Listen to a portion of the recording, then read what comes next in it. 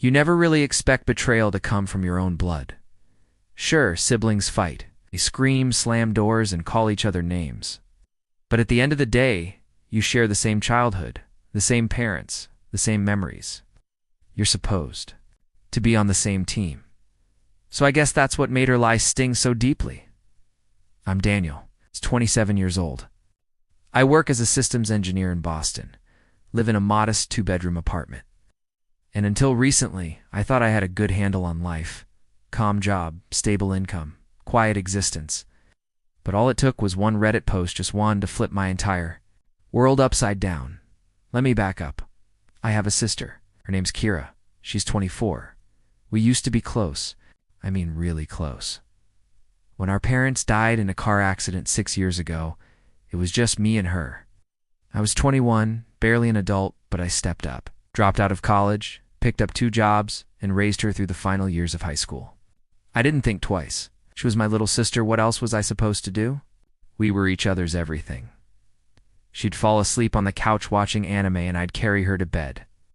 I taught her how to drive, helped her with college applications, paid her rent when she moved out. I even sold my motorcycle when she got into trouble with a landlord who threatened to evict her.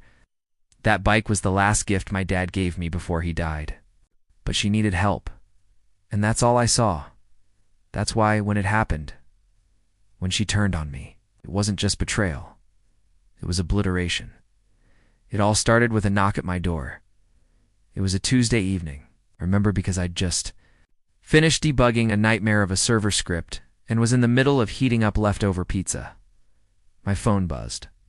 It was Kira. "Hey, Danny," she said, breathless. "Can I stay the night?" My roommate's being a psycho again. Didn't ask questions. I never did. She knew she had a key, but she knocked anyway, like she always did when she needed me.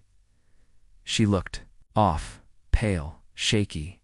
Her eyes were bloodshot and her voice kept breaking. She wouldn't meet my eyes. We sat in silence for a while. I handed her some tea. She barely sipped. Then, without warning, she started crying, full-on sobbing. I moved to sit beside her, put my arm around her, but she flinched like I'd raised a hand to hit her. It shook me, Kira. "What happened?" She wouldn't say. Just kept muttering. I can't go back there. He's crazy. He said he'd tell people lies about me." I assumed she was talking about her roommate, some guy she'd recently moved in with. I knew they had drama, but she'd always framed it like he was the manipulative one. I didn't press. I just told her she could stay as long as she wanted. That night, she slept in the guest room with the door locked. 3 days later, I got a message from a friend. "Yo, man. What the hell is this? Are you okay?" He sent me a link. It was a Reddit post. A long one. Posted under the subreddit are 2 X chromosomes, a throwaway account, no profile pic. But the title punched me in the gut. "Greater than my brother has been gaslighting me, and I don't know who to tell."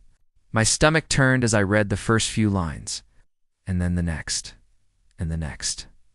Whoever wrote it was spinning an intricate web of abuse, manipulation, and emotional blackmail, saying their older brother had isolated them after their parents died, controlled every aspect of their life, threatened them, called them crazy, told them no one else would love them. And then came the kicker. Greater than he tells people he saved me, but he really just wanted to own me. And last night, he touched me while I was asleep. My blood ran cold.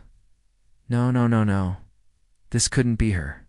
It had to be some sick coincidence. Some twisted stranger using a similar story. But then I kept reading. She mentioned the motorcycle. She mentioned the Boston apartment. She mentioned selling the bike to help with rent. It was her. There was no doubt Kira had just accused me on one of the largest platforms on the internet of being an abuser. A predator, her own brother. I couldn't breathe. My head was spinning. My fingers trembled as I scrolled through the comments. Thousands of them. "You're so brave. Cut him off now. Call the police. Stay strong. You're a survivor." Some even started speculating on my name. My job. My address. Someone had already found my LinkedIn and posted it in the thread before mods took it down. My name, my real Full name was now tied to a false accusation with thousands of upvotes and shares. The next day, I got a call from HR. Someone had emailed a screenshot of the Reddit post to my company. Anonymously, they didn't fire me, but I was put on immediate suspension while they conducted an internal review. My manager looked at me like I was something toxic, like he was disgusted too. Even be near me. I called Kira. No answer. I drove to her old place. She'd moved out. It felt like a sick joke. I'd spent 6 years of my life bending over backward for this girl. I'd sacrificed my education, my money, my dreams, and this was how she repaid me, turning the internet against me. Deleted all my socials that day. But then, I noticed something. A comment. Buried under hundreds of replies. Wait a sec. Isn't this the same girl who made a similar post 2 months ago, but said it was her ex-boyfriend who did all this? That comment had 2 upvotes. 2. Nobody paid attention to it, but I did. I clicked on the profile of the commenter. They didn't post much. Their history showed they'd been following similar threads for months.